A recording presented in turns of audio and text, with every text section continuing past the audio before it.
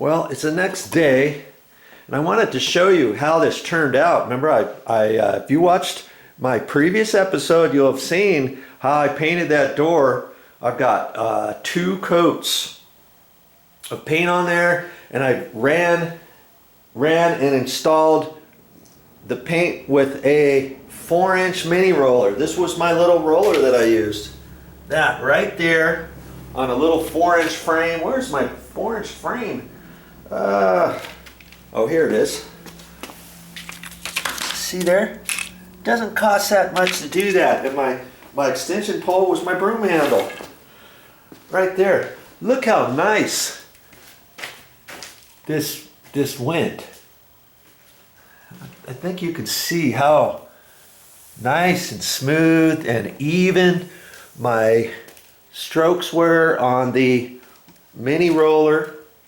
And I installed the doors. I put screws on, 2.5-inch screws, held the door up off the ground with the screws. That was a heavy door, and I'm glad I sanded in between coats, so just a light sand. And there, now I can flip that door over. I've got all day to get this going. And this door here, I painted yesterday. Got it all done. It's all nice and dry. I only had to put 1 coat on there, and I'll install that today. But this door here, after I flip it around, I'm going to put 2 coats on. I've got to prep the door, sand it, clean it, do all the stuff that I showed you before what to do on this door. I don't know on this side of the door, and I'm not sure how much of the video of any more video painting I'm going to show on this door. I might show a couple little spots. I don't know. But anywho, I'll get that all done today, and I'll let it dry overnight, because before I reinstall this door, this door goes right here between the garage and the condo. And this door, let me tell you, it's heavy. It's 1.75 inches. It's an 1.75 inch solid core door, and it had the 20-minute label on it. And yes, I put a piece of masking tape over that and cut it around there. And I've got to do that to the frame too when I get ready to paint this frame, because yes, I've got to paint this whole frame today. I've already sanded it and got it ready. I got to put a little piece of masking tape over that, do a little caulking on that. But I'll do that as this door's drying between coats and after the second coat and stuff like that. But then I'll let this door, after I get the 2 coats done on the other side of the door, I'm going to let it set all night again and leave the car out, leave the door off. It's just going to be off like this. We're in the middle of the summer. It's fine. We've got it all locked up, and I've got a cat in here. She comes in here, and so after I get done painting this, I got to make sure until the paint dries in my little paint tray to put this little cover over it, so she doesn't step in it and traipse it all over the place. And then she's fine out here. I don't care if she's out here or not. And the reason why I'm going to let it set all night is because I want it to cure properly. I don't want to get my fingers on there as I'm moving the door around. And as I install the hinges on here, I don't want any little bits of paint on the hinges. If you have any paint droppings on here on the side or on here when I paint this edge of the door, if you get anything on here, you want to let that all dry before you start reinstalling things. And the doorknobs, the door handles, the deadbolt, I'm gonna after I put the door back in, I'm gonna leave those off probably for a few extra days, because if you put your door handle on here and your deadbolt and you tighten it up, you could have this paint wanting to stick, even though it's dry to the touch. You want to let this cure a little bit, because this is semi-gloss paint, and if it feels dry, but if you suck something up onto it, like your door, like your hinges, like your handles, you could have a tendency of the paint reacting underneath this and sticking your handles. So next time you get ready to pull your handles off, you're like, you take the screws off and you're like, how come they're not coming off? And then you try to pop it open, and maybe it rips your paint down below or something like that. Or when you're trying to take your hinges off, later on, you try to pull the hinge off and hit it with your hammer, and it rips a little piece of wood down here. That's because these might have some paint on it and they weren't cured before whoever installed the door put the hinges back on.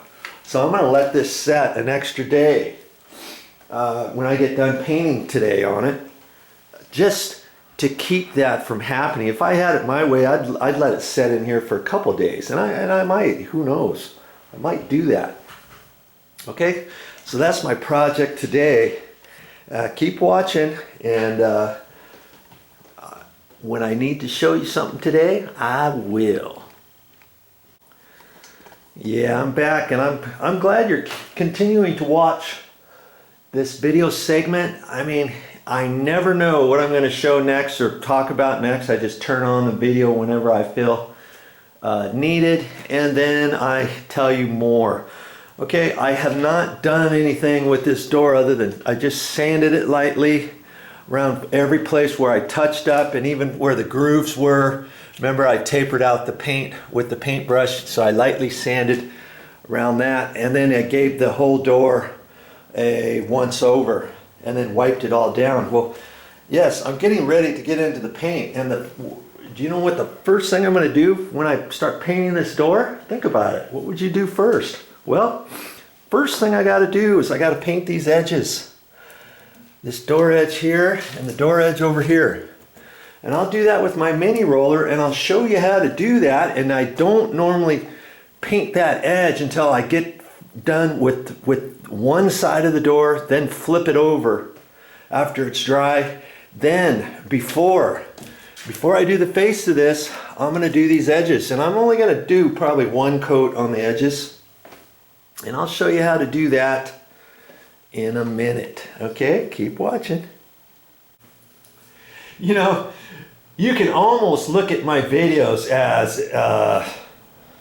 your own personal coach, stopping, spending time explaining certain things and why certain things are done and what's going to happen if you do it this way as opposed to that way, and that kind of stuff. ROTC programs, hey, you watch these videos, and that's kind of what it is. Like, it's an open classroom setting, and I'm still getting my work done. Yes, I'm having to spend a little bit more time talking and showing you all different things, but I still get my projects done, and it's fun for me to do and share my knowledge to other people so that they can learn how to do certain things themselves. And it gives you the satisfaction of doing something when you step back and you think, wow, I didn't think I had it in me. I didn't even know what I was doing, but I started watching Joe's videos, and now I feel pretty comfortable in knowing how to do certain things. And some of my videos, maybe after you watch it, you think, well, I'm glad I watched that, because I was thinking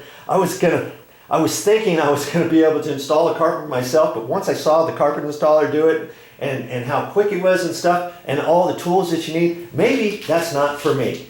Or maybe it is, but I'm glad I watched the video so I can make an intelligent decision on deciding whether or not I want to tackle that or not, or if I feel I don't want to mess with it, I'll call a handyman for that project. But for this project over here, I think I can fix that by watching those videos as opposed to the other ones, and vice versa, okay? So, hey, I hope you enjoy the videos that I make, and you know what? If you don't, you can always send me a message. I'll respond to it. You know, if you see something that I can do differently, give me some suggestions, or not. Share my videos to your friends. I've got all my videos on Facebook too. I got a Facebook group called DIY Home Improvement Made Easy. You can sign up. Anybody can sign up, and then you can invite your Facebook friends to join that group if you want. And then you can share your own videos, your own pictures right there along with the stuff that I share. You can post it on my Facebook page, you know, once you become a member. So check that out too if you want. DIY Home Improvement Made Easy. That's my Facebook group page. You're welcome to join, as well as your friends.